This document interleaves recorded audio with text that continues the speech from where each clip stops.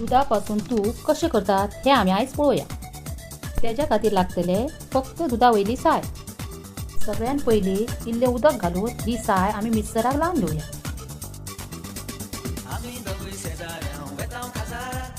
मिक्सराक लायिल्ली साय आमी ही कडेक काडून घेवया।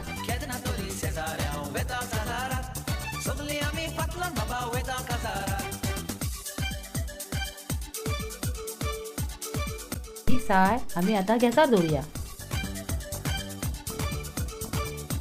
गॅस बारीक करून 20 ते 25 मिनटां शिजत दवरुया।